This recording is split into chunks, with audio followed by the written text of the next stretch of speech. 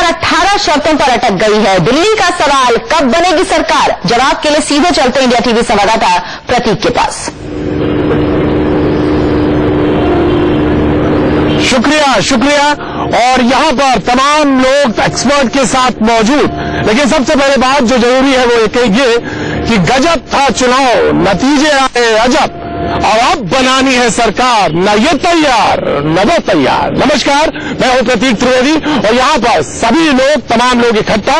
एक जोश था, खरोश था चुनाव से पहले, आपने सब देखा, लेकिन अब लोग जानना चाहते हैं कि आखिर शर्तों के साथ सरकार बनेगी या नहीं बनेगी, या यही दहलीज पर हम लोग यही खड़े रहेंगे और इंतजार करते रहेंगे। इससे पहले की बात लंबी हो, हम तारुफ कराना चाहेंगे जो लोग यहाँ पे बैठे हैं, लेकिन उससे पहले ये जानना चाहेंगे जो हम शर्तों की बात कह रहे हैं वो शर्त क्या है, कौन सी है वो 18 शर्तें जो कही गई। आइए सबसे पहले वो जानते हैं वो 18 शर्तें कौन सी।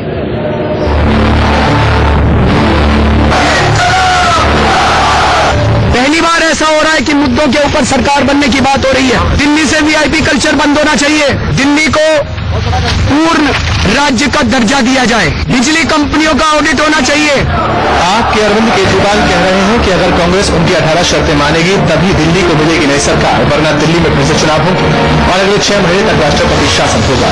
यानी दिल्ली की सरकार अब अरविंद केजरीवाल की 18 शर्तों पर अटक गई है। अब देखिए क्या है अरविंद केजरीवाल की शर्तें। लाल बत्ती, सरकारी बंगले और गैर जरूरी सुरक्षा बंद हो, जन लोकपाल बिल पास हो, स्वराज स्थापित हो, दिल्ली को पूर्ण राज्य का दर्जा मिले, बिजली कंपनियों का ऑडिट हो, खराब मीटरों की जांच हो, तेज चलने वाले मीटर बदले जाएं, अब तक ज्यादा वसूली रकम वापस हो, 700 लीटर रोजाना मुफ्त पानी, अवैध कॉलोनियां नियमित की जाए, झुग्गी बस्तियों को मूलभूत सुविधाएं मिले, कर्मचारी ठेकेदारी पर नहीं नियमित हो। जी, तो ये तमाम शर्तें जिनको की बात कही गई और उन तमाम शर्तों के बीच आज हम यहाँ पर मौजूद, और यहाँ पर जो लोग सबसे पहले जिनका तारुफ कराना जो जरूरी है एक्सपर्ट के तौर पर यहाँ पे मौजूद, तो कांग्रेस की तरफ से मैं सबसे पहले बताना चाहूंगा यहाँ पे रागिनी नायक मौजूद है, डिस्ट्रिक्ट प्रेसिडेंट है, प्रवक्ता बोलती हैं, और आज एक बार फिर तमाम बातों के बीच में वो यहाँ पे हमारे साथ मौजूद है। Thank you so much Ragini. और हमारे साथ अलका लांबा, पूर्व डिस्ट्रिक्ट प्रेसिडेंट है आप भी, और यहाँ पर आज बहैसियत मौजूद है, कांग्रेस की तरफ से रिप्रेजेंट कर रहे हैं। शुक्रिया यहाँ पे शो में आने के लिए। बीजेपी के लिए हम तारुफ कराना चाहेंगे आरती मेहरा, पूर्व मेयर है, और दिल्ली की बीजेपी की केंद्रीय पार्टी से भी आप पदाधिकारी रह चुके हैं, आप हमारे साथ मौजूद हैं। थैंक यू सो मच आरती जी, हमारे साथ मौजूद हैं। और साथ में हरीश खुराना जी जो है हमारे साथ पर्सन है, हमारे साथ बीजेपी को रिप्रेजेंट कर रहे हैं, मेरे ठीक बिल्कुल बाएं हाथ में मौजूद है। वुमेन एक्टिविस्ट टीना शर्मा जी हमारे साथ मौजूद है। वो मुद्दे जिसको लेकर तमाम दिल्ली में बातचीत हुई, आज उन मुद्दों को लेकर बातचीत के लिए हमारे साथ मौजूद है। Constitutional expert SK Tripathi ji, 4 मुख्यमंत्री, एसके शर्मा जी 4 मुख्यमंत्री देख चुके हैं, लेकिन अब ऐसी स्थिति में जो बताने के लिए ना मुस्कुराते बनता है और ना यही सिर्फ कुर्सी में बैठे हुए हैं आज में, पर जानने का मौका लगेगा कि आखिर ये स्थिति से कैसे निजात मिलेगी। शुक्रिया बहुत बहुत। और आले मोहम्मद साहब यहाँ पे मौजूद है जो कि यहाँ पे रिप्रेजेंट करते हैं इस कॉन्स्टिट्यूंसी को एज ए काउंसिलर, आपका भी बहुत बहुत शुक्रिया। लेकिन यहाँ पर जो 4 बार रह चुके 5वां चुनाव जीते हैं शोएब इकबाल जी मटिया महल से यहाँ पे, और हमारे साथ यहाँ पे मौजूद हैं शोएब इकबाल जी, जेडीयू को रिप्रेजेंट करते हैं। बहुत बहुत शुक्रिया आपका भी यहाँ पे। और बिजली की तमाम बातें हुई थी तो एक्सपर्ट के तौर पे, जैसे कि यहाँ पे कॉन्स्टिट्यूशनल एक्सपर्ट मौजूद है, उसी तरह से बिजली के तौर पे राजीव ककड़िया जी, जाना पहचाना नाम दिल्ली में, जो बिजली के तौर पर बताने के लिए बहुत सारे वादे हैं। शुक्रिया आपका भी बहुत बहुत। लेकिन जनता यहाँ पे बैठी है और जानना चाहती है, मैं सबसे पहले जनता की ही तरफ से एक सवाल रखना चाहता हूँ, और वो ये कि आखिर ये स्थिति ऐसे ही रहेगी या 17 तारीख के बाद यहाँ पर राष्ट्रपति शासन लग जाएगा? इस पर कोई सवाल रखना चाहिए? जी जी जी जी जी। अगर जनता ने मैंडेट दिया है आम आदमी पार्टी और बीजेपी को, तो ये सरकार बनाने से पीछे क्यों हट रहे हैं? हम पूछना चाहते हैं ये आए, और कौन आपको लगता है कि कौन पीछे हट रहा है? ये जान, पहले तो यही तय हो जाए आम आदमी पार्टी पीछे हट रही है। आम आदमी आपको लग रहा है कि पीछे पार्टी है, पीछे हट रही है? जी, और कोई बात यहाँ रखना चाहता हूँ? ओके, जी जी, मैं आ गया क्योंकि जनता से बात शुरू करनी है आप। जी, मैं ये कहना चाहता हूँ, जब आम आदमी पार्टी के बाद 28 सीटें हैं और कांग्रेस का बहुमत भी उनको मिल रहा है, तो उनको सरकार बनानी चाहिए। पहले उन्होंने बड़े बड़े वादे कर दिए कि हम बिजली कम करेंगे, हम पानी देंगे, तो अब जब उनके पास सब कुछ है तो ये सरकार क्यों नहीं बना रहा है? ये सरकार क्यों नहीं बना रहे? हुजूर आली जी, आप भी बोलना चाहते हैं कुछ? मैं नाम जानना चाहता हूँ। मोहम्मद सादिक साहब, आपको क्या लगता है, बताएं। मैं सबसे पहले कहूँगा कि जो आम पार्टी बनी है, जो वादे की है, ये पब्लिक को धोखे में क्यों रख रही है? क्यों नहीं बनाना चाह रही सरकार? वो कह रहे हैं नंबर नहीं है, कहाँ से बना दे, कैसे बना दे आप? तो जो पब्लिक का दोबारा इलेक्शन में पब्लिक के ऊपर लगाएगा। जी, एक जनता और इसके बाद मैं जाना चाहूंगा। बिना शर्त समर्थन मिल रहा है, हमारे शोर भाई ने भी कहते बिना शर्त समर्थन ले रहे हैं हम, तो उसमें दिक्कत क्या? जब तुम अच्छा काम करोगे तो ये आपको समर्थन वापिस थोड़ी ले लेंगे। हाँ, समर्थन जब वापिस, जब ये अच्छा काम आप करोगे, आप पहले तो ये है जनता के तशरीफ देखिए जनाब। मैं आपके पास फिर से लौट के आऊंगा, जो मैं आता हूँ सबसे पीछे वाले आम आदमी के पास ही मैं आऊंगा। लेकिन सबसे पहले यहाँ पे जो लोग बैठे जिनका मैंने ताड़ कराया, मैं सबसे पहले कांग्रेस के जानना चाहता हूँ। आप शर्त देना चाहते हैं, लेकिन उन्होंने 18 शर्तें रखी हैं। आप शर्त की बात करें, आप बगैर किसी शर्त के देना चाहते हैं। उन शर्तों 18 के बारे में आपका क्या कहना? मैं जानना चाहता हूँ। रागनी से खड़ा करना चाहूंगा। रागनी जी, प्रतीक जी, दो बातें हमें समझना बहुत महत्वपूर्ण है। सबसे पहले तो ये कि लोकतंत्र जो है उसका मायना ही ये है कि जो भी तंत्र बनाया जाए वो लोक हित के लिए हो, जनता के हित के लिए हो। सियासत का गठन इस तरह से होना चाहिए। दूसरी बात, जो राजनीति का एक आधारभूत मूल्य है वो ये है, विद पावर कम्स रिस्पॉन्सिबिलिटी, यानी कि जब सत्ता मिलती है, जब ताकत मिलती है, पद मिलता है, तो उसके साथ एक कर्तव्य बोध आता है, एक जिम्मेदारी का एहसास आता है। अब इस पृष्ठभूमि में तीनों पार्टियों की तरफ देखिए। एक तरफ कांग्रेस पार्टी है जो 70 में से 8 सीटें लेकर आई और फिर भी अपने संवैधानिक, राजनीतिक और नैतिक कर्तव्य को समझते हुए ये कह रही है कि जनता के हित के लिए जो जनादेश है उसको सर्वोपरि मानना चाहिए और उसके चलते सरकार का गठन होना चाहिए। पिछले 15 सालों में जो विकास के पथ पर अग्रसर हुए हैं उसमें कोई अवरोधक नहीं आना चाहिए। ठीक है, अब हम आते हैं आम आदमी पार्टी की तरफ। तो एक घटनाक्रम देखिए, 2 साल पहले लेके चलूंगी आपको। हाँ बिल्कुल, अन्ना जी के बाद से लेके आज तक मेरी मुर्गी की 1.5 टांग, यानी कि शर्तों की राजनीति है। अगर लोकपाल बिल पारित नहीं होगा जब तक जन आगे ना लग जाए, अंदर का जो एक छोटी सी बात और करना चाहूंगी। आज भी यही कह रहे हैं कि चाहे कुछ भी हो जाए, जब तक हमारी शर्तें नहीं मानी जाएंगी सरकार का गठन नहीं हो सकता। अगर पूरे देश में ये हो जाए तो सोच के देखिए किस तरीके की अराजकता फैलेगी। तो ये अराजकता की राजनीति है, ये अकर्मण्यता की राजनीति है और कहीं ना कहीं ये कायरता की राजनीति। जी, आपने सारी बातें डिफाइन करी, लेकिन मैं जानना चाहता हूँ कि मैंने कहा कि ये 1.5 मुर्गी की 1.5 टांग की मुर्गी की बात, जी 1.5 मुर्गी और 1.5 टांग की बात है। लेकिन मैं वक्त एक छोटे से ब्रेक का है, ब्रेक के बाद हम फिर हाजिर होते हैं क्योंकि बात का सिलसिला अब जुड़ा है और ये जुड़ेगा। ठीक है, 1 घंटे तक हम आपके साथ रहेंगे। यहाँ पे वो जन भी रहेंगे और यहाँ पे उनके प्रतिनिधि, यहाँ पे जो लोग बैठे हैं जो रिप्रेजेंट कर रहे हैं पार्टी को, वो भी मौजूद होंगे। बने रहिए, देखते रहिए इंडिया टुडे।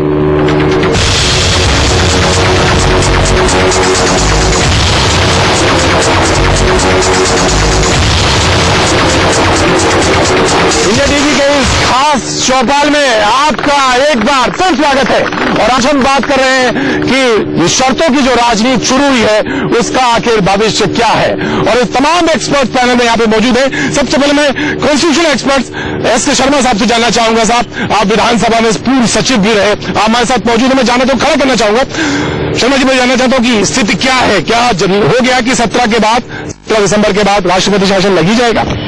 देखिए, अगर कोई पार्टी क्लेम नहीं करती है या सरकार बनाने को राजी नहीं होती है तो राष्ट्रपति उपराज्यपाल महोदय के पास सिर्फ यही विकल्प रह जाता है कि वो राष्ट्रपति जी से सिफारिश कर दें कि या तो विधानसभा को सस्पेंडेड एनिमेशन में डाल दें, मतलब टेम्परेरी निलंबन कर दें, या उसको भंग कर दें। जो टेम्परेरी निलंबन रहेगा उसमें क्या स्थिति बनेगी? उसमें किसी स्टेज पर बाद महीने, 2 महीने, 3 महीने बाद अगर सरकार बनने की स्थिति हो तो वो निलंबन पुनः रिवाइव हो सकता है, वही विधानसभा दोबारा चल सकती है। अच्छा, मतलब उसमें ये कंडीशन है।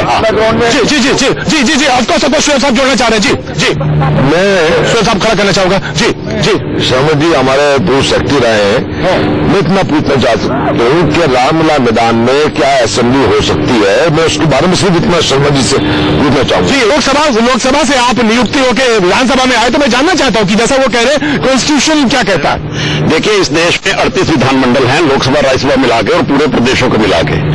सभी विधानसभाओं के अपने नियम होते हैं, जिसमें डिफाइन होता है कि विधानसभा की मीटिंग कहाँ होगी, विधानसभा का परिसर क्या होगा। दिल्ली विधानसभा के नियमावली में भी परिसर डिफाइंड है।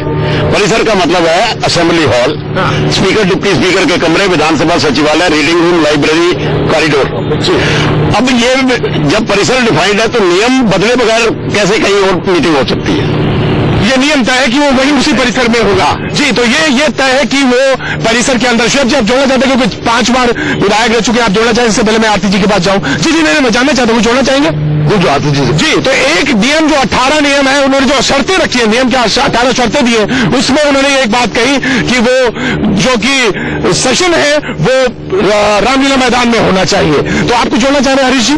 देखिए, जो उनकी 18 शर्तें हैं, अगर उन 18 शर्तों में जाइए, ये वही मुद्दे हैं, लगभग 14-15 मुद्दे वही हैं जो भारतीय जनता पार्टी ने अपने मैनिफेस्टो में लिखे हैं। ये कोई पहली बार नहीं मैं बोला, पूर्ण राज्य का दर्जा हम 15 साल से मांगते आ रहे हैं। हम तीनों मैनिफेस्टो में हमने बात करी। पानी के लिए हम 15 साल से लड़ते आ रहे हैं। बिजली के लिए तो हमने 30% का वादा सबसे पहले हमने किया, उसको 50% आप उन्होंने बोला। तो जो उन्होंने मुद्दे रखे हैं, लेकिन उन्होंने मुद्दे 28 वो भी हैं। देखिए, सवाल ये है,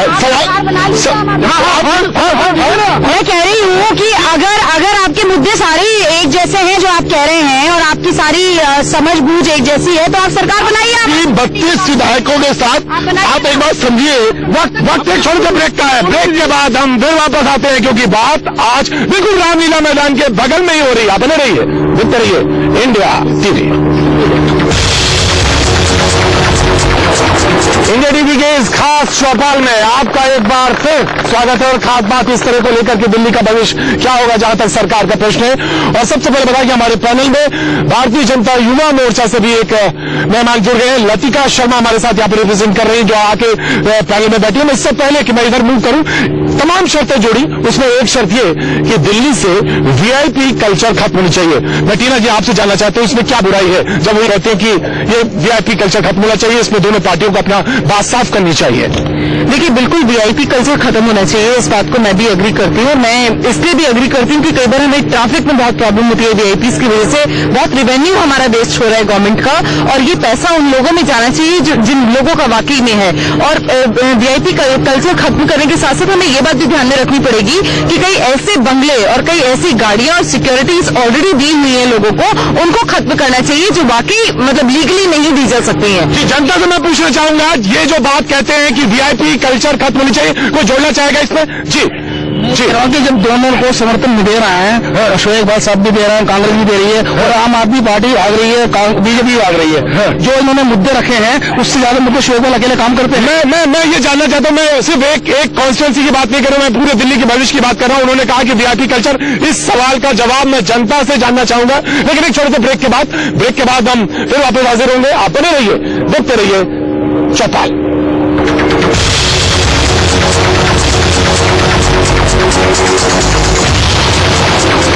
इंडिया टीवी के इस खास चौपाल में आपका एक बार फिर स्वागत है। और हम इस चौपाल में खास तौर से बात कर रहे हैं कि दिल्ली का राजनीतिक फैसला क्या हुआ। ब्रेक पे जाने से पहले हमने बोला था कि जो 18 शर्तें, उसमें से एक शर्त ये भी है कि दिल्ली की वीआईपी कल्चर जो खत्म होना चाहिए। उसमें एक छोटा सा रिएक्शन देना चाहने से पहले कि हम जाने कि बीजेपी और आप दोनों सरकार बना सकती है या नहीं, एक छोटा सा रिएक्शन। जी, आप क्या कहना चाहते हैं? रिएक्शन ये 18 पॉइंट जितने भी हैं, ये तो सारे असेंबली के बात के हैं। पहले वो सरकार बनानी है, ये तो मिनिस्ट्री की काउंसिल में बनेगी, वो पास करेगी ये सब चीजें। लेकिन सरकार कैसे बनेगी, ये एक बात है। बीजेपी कहती है कि मेरे पास मैजिक फिगर नहीं है। आप कहती है कि ये शर्तें 18, पहले बीजेपी और कांग्रेस दोनों थे, उसके बाद हम फैसला करेंगे। लेकिन क्या दोनों सरकारें बना सकती है? इस बात को सबसे पहले जानते हैं।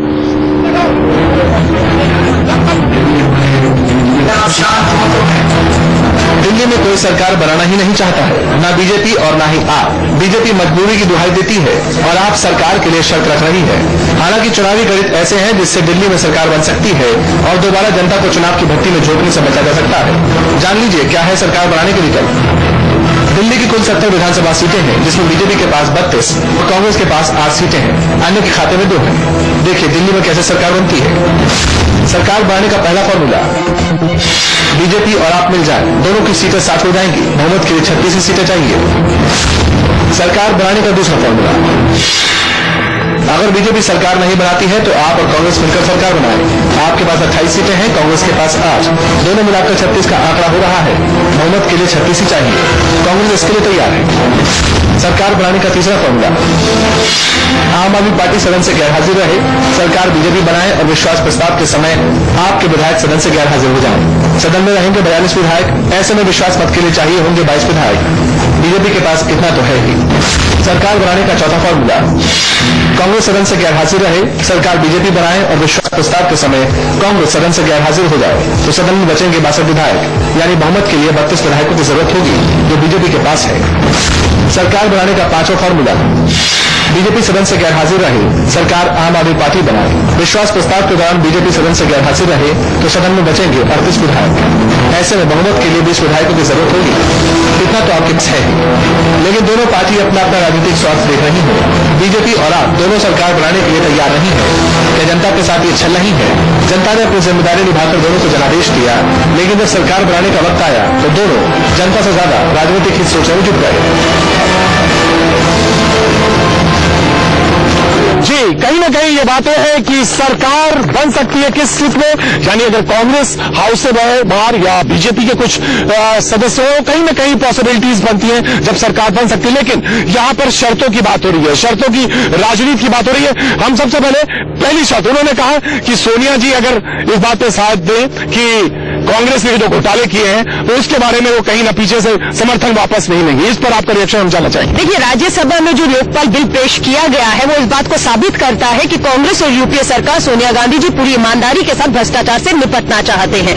दूसरी बात में आम आदमी अगर मुझे सुन रहा है, देख रहे हैं, तो एक ही बात कहना चाहूंगी कि आम आदमी पार्टी को अपना वोट ही नहीं 20 करोड़ जो खून पसीने की कमाई इन्होंने उनसे मांगी थी, उन्होंने इनको सरकार बनाने के लिए दी थी। और आज सरकार बनाने का मौका आया है तो प्रतीक जी 18 पॉइंट में आप कह रहे हैं हम 500 सरकारी स्कूल बनाएंगे, इससे किसी को क्या आपत्ति हो सकती है? आप कहते हैं हम हॉस्पिटल बनाएंगे, इससे किसी को क्या आपत्ति हो सकती है? तो 18 पॉइंट ऐसे हैं जो एक मुख्यमंत्री अपनी कैबिनेट में बुलाकर फैसले कर सकता है। 18 में से लगभग मैं कहूँगी, आप कह रहे हैं प्रशासनिक काम कुछ है, लेजिस्लेटिव काम दूसरे अलग है। ये बिल्कुल आधिकारिक तौर से मुख्यमंत्री कैबिनेट में बुला के 18 में से मैं कहूंगी 17 पॉइंट ऐसे हैं जो वो खुद ही कर देंगे और किसी को किसी पर आपत्ति नहीं। यहाँ पे आरती जी बैठी, जिम्मेदारी से मत हटिए, जिम्मेदारी से मत है। आरती जी आप सरकार बनाने से पीछे क्यों हट गई? आपको भी तो कहीं ना कहीं ये मिला था।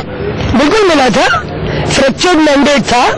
कांग्रेस ने पूरा अनकंडीशनल सपोर्ट दिया आम आदमी पार्टी को। तमाम लोगों ने फार्मूले भी बताए। इमर्ज कौन हुआ है? इमर्ज अगर आम आदमी पार्टी इतना वो पूरा ले रहा है कि पॉपुलर मैंडेट आम आदमी पार्टी को मिला है, उन्हें 8 MLAs का सपोर्ट मिला, प्लस भारतीय जनता पार्टी ने कहा कि हम कंस्ट्रक्टिव सपोर्ट देंगे पूरा। आप कंस्ट्रक्टिव काम करिए, कौन नहीं चाहता? कहा कि एमसीडी सहयोग करे, जो 18 पॉइंट है उन्होंने कहा कि एमसीडी सहयोग करे, सरकार के पूरी तरह से सहयोग करेंगे कंस्ट्रक्टिव कामों में, चाहे बिजली का मुद्दा है, अर्बन पुअर हाउसिंग का मुद्दा है, अनऑथराइज के कॉलोनीज का मुद्दा है, पानी का मुद्दा है, हर विषय पे। 1 मिनट, बिजली पे हमने 30 कहा था, तुम 50 दोगे जनता को, हम बहुत आपको सपोर्ट करेंगे। राजीव ककड़िया से जान लेते। राजीव जी एक्सपर्ट बैठे, उन्होंने कहा कि 30% उसमें 50%। आज जो अरविंद जी ने कहा है कि बिजली के बारे में वो बहुत सीरियस है, करना चाहते, लेकिन कांग्रेस और बीजेपी दोनों से वो सहयोग मांग रहे, दोनों को पत्र लिख रहे हैं वो। देखिए, बिजली में दाम डेफिनेटली कम आ सकते हैं, बीजेपी ने 30 बोला है, डेफिनेटली आ सकते हैं, बट एक साथ नहीं हो सकते हैं। फेज मैनर में करेंगे तो हो सकते हैं। और दूसरी बात, कुछ एक चीजें जो उनको ये करनी पड़ेगी। बिजली में इनको सबसे पहले मैं अपनी तरह से बोल दूं, स्वीट हार्ट डील्स सारी खत्म करनी पड़ेगी। जैसे डायल को इतनी सस्ती बिजली देते हैं, नहीं ऐसा तो नहीं लग रहा कि अरविंद जी पीछे हटना चाह रहे हैं। 50 बहुत मुश्किल है जी। अब मैं आ रहा हूँ जी, यही मेरा कहना है कि मुद्दे जो उन्होंने गिनवाए हैं, आप छोड़िए मुद्दे, आप सरकार बनाइए। अगर दिल्ली की जनता के लिए वाकई सीरियस है। राजीव खड़ा नहीं कर, बैठने का नहीं बोला मैंने, ये बताइए मुश्किल है क्या? देखिए 50 अगर करना है तो बहुत ज्यादा मुश्किल है, बट 30 कर सकते हैं, बट इमीडिएटली 30 भी नहीं होगा। आपका एक प्रीति जी देखिए, सबसे दो बातें कहना चाहूंगी। सबसे पहले तो ये कि ये बताएं कि अरविंद केजरीवाल की क्या जब वो जनता के पास गए थे अपना मैनिफेस्टो लेके, तब उन्होंने जनता को ये कहा था कि जब तक हमारी शर्तें दोनों विपक्ष की पार्टियां नहीं मानेंगी, मैनिफेस्टो नहीं मानेंगी, तब तक हम सरकार नहीं बनाएंगे? ऐसा बिल्कुल नहीं कहा था। बिजली पे आती हूँ, बिजली की जहां तक बात की जाए, अगर आज ये प्रशासनिक, अलका जी ने बहुत अच्छी बात कही कि प्रशासनिक निर्णय है, कल को अगर ये चीफ मिनिस्टर बनने के बाद ऐसी नीति बनाते हैं जैसी भारतीय जनता पार्टी ने 97 और उससे पहले बनाई थी कि 4 से 7 बजे तक लोड शेडिंग होती है तो ऐसी नहीं चलेगा, 8 घंटे बिजली नहीं चलेगी, तो ऐसी नीति बनाने पर कांग्रेस समर्थन नहीं कर सकती। ये प्रशासनिक निर्णय फ्लोर पे होने वाला डिसीजन है। और इसमें आप पार्टी का है, अगर इतने सीरियस है आप सरकार बनाइए। कांग्रेस ने बोलने दीजिए, पार्टी ने क्यों नहीं बनाई? किसका था समर्थन, किसका था? आप बोलने दीजिए, नदी का जोड़ने जा रही है।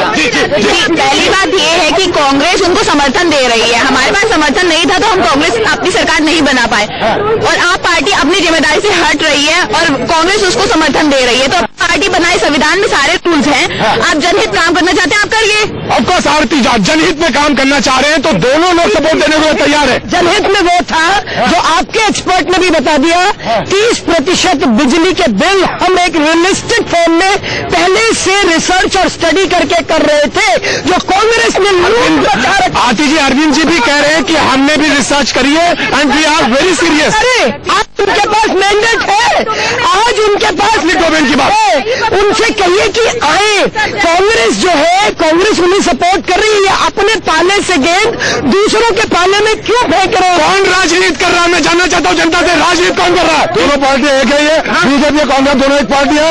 अरविंद केजरीवाल जो है उनको मैंडेट मिला तो सरकार बना है, और यहाँ पर मैंडेट मिला, वहाँ पर जो मतलब इनको शर्म आनी चाहिए कि जो काम वो आज कर रहे हैं वो पिछले 20 साल की चौकबाल कर रहे हैं। मैंडेट मिला है अरविंद केजरीवाल को सरकार जी। ऑफकोर्स 18 शर्तें जनता के हित में, 18 शर्तें जनता के हित में सर, बिल्कुल हित में सरकार बनानी चाहिए अरविंद जी। वक्त एक छोटे से ब्रेक का है, ब्रेक के बाद हम फिर इसी जनता की चौपाल में हम फिर लौटेंगे। आप बने रहिए हमारे साथ, देखते रहिए इंडिया टीवी।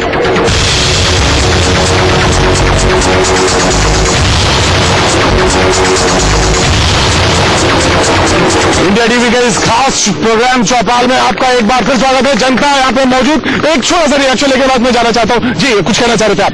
जी मैं नवरत्न जी एनडीटीवी इंडिया के माध्यम से, इंडिया टीवी के माध्यम से जी चंद ये लाइनें श्री अरविंद केजरीवाल के लिए प्रस्तुत करना चाहूंगा। लाइनें कह दीजिए जल्दी से। जमाने से जो डरते हैं जलीलो ख्वार होते हैं, बदल देते हैं जो माहौल वही खुददार होते हैं, हजारों डूब जाते हैं नाखुदाओं के भरोसे पर, चलाते हैं जो खुद चप्पू वो अक्सर पार होते हैं। चल रहा है गलत कही है जी, ये बात खराब यूँ कही है कि यहाँ पर पिछले 20 साल का हमारा है, उन्होंने कभी कोई मुसलमान को जिता के केजरीवाल जी बात सवाल इस बात की थी कि ये पुरानी दिल्ली का ये माहौल जो उन्होंने यहाँ पे बात कही, जो पतवार चलाते हैं, जो यहाँ पे खेते हैं वही पार होते हैं अक्सर। जी टीना जी कुछ जोड़ना चाह रहे हैं? जी प्रतीक, मैं ये बोलना चाहती हूँ कि देखिए बीजेपी, कांग्रेस और आप पार्टी, ये जो हमें दिख रहा है, जनता को दिख रहा है, वो परसेप्शन क्या है ये भी हमें समझना पड़ेगा कि जो दिख रहा है और जो दिखाया जा रहा है उसमें कितना फर्क है। बीजेपी सरकार बनाना नहीं चाहती, कांग्रेस बना नहीं सकती, आम पार्टी बनाने ना बनाने के नखरे दिखा रही है। तो हमें ये समझना पड़ेगा कि इसके पीछे जो पॉलिटिकल माइंड है वो क्या कहता है। लोग क्या सिर्फ इमोशंस पे प्ले कर रहे हैं, लोग एक परसेप्शन पे प्ले कर रहे हैं, लोगों को किस तरफ जाना चाहिए, और क्या आम पार्टी दोबारा से लोगों को चुनाव में झोंकेगी? दोबारा चुनाव क्या लाजमी हो गया? जी आप क्या कहते हैं, क्या कहती है जनता? दोबारा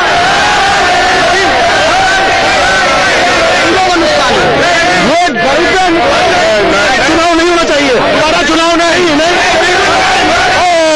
जी, चुनाव नहीं होना चाहिए किसी में, दोबारा चुनाव नहीं होना। नीतिका यहाँ बैठी है, युवा तो मैं आता हूँ जनाब। Nitika one add. जी बिल्कुल, देखो बीजेपी को समर्थन नहीं मिला है, आप पार्टी को मिल रहा है, वो कांग्रेस वो सरकार बना सकती है, लेकिन वो नहीं बना रही है, वो दोबारा से जनता को चुनाव में झोंकेंगी और वो देखिए, इसमें इलेक्शन में जनता का ही पैसा लगता है, तो सर आप पार्टी को सोचना चाहिए और सरकार बनानी चाहिए। जी, सरकार बनानी चाहिए। जी, दिल्ली में चुनाव हुआ, जनादेश आया और जनादेश ने ये कहा कि 2 पार्टियां हैं जिन जनता चाहती है कि जो सरकार बनाए, एक भारतीय जनता पार्टी है और एक आम आदमी पार्टी है। अब बहुत ही हास्यास्पद और मूर्खतापूर्ण बात यह है कि अरविंद केजरीवाल कह रहे हैं कि जो जनादेश आया है उसको मैं नहीं मानता और अब दोबारा जाऊंगा जनता के पास। वो ये कहते हैं ये शर्तें इसमें दे दी, तो फिर चुनाव का क्या महत्व है क्या, जब चुनाव के जरिए ये एक प्रक्रिया, ये बात सच है कि ये चुनाव जो हुए के जरिए जनता ने चुना और कांग्रेस पार्टी ने बिना किसी शर्त के समर्थन दिया। अब घबरा इसलिए रहे हैं क्योंकि डिलीवर नहीं कर सकते, वो भी जानते हैं। सवाल इस बात का था कि चुनाव ये जो हुए थे लीडर ऑफ अपोजिशन के लिए नहीं हुए थे, चुनाव ये हुए थे कि सरकार मिलेगी। जी आरती जी, आप आगे नहीं आए, आप लोग पीछे हट गए। हमारे पास नहीं है वो। जनता कह रही है कि दोबारा चुनाव नहीं चाहते वो। बिल्कुल नहीं चाहते, हम भी नहीं चाहते। हम चाहते हैं कि हम इनको आम आदमी पार्टी को बीजेपी बिल्कुल नहीं बना सकती, क्योंकि बीजेपी 33 सीटों से आगे नहीं बढ़ रही है, किसी तरह का समीकरण नहीं बना। हल्का जी बीजेपी, देखिए आपके कार्यक्रम से बिल्कुल जाहिर है कि कोई भी चुनाव नहीं चाहता, और अगर चुनाव होता है तो बीजेपी और आपके ऊपर जो बिल्कुल प्रश्न उठेगा उठेंगी, और जनता जो है इन लोगों का जनता चुनाव नहीं चाहती, मुझे मालूम है। वक्त एक छोटे से ब्रेक का है, ब्रेक के बाद हम फिर हाजिर होते हैं। बने रहिए, देखते रहिए इंडिया टीवी।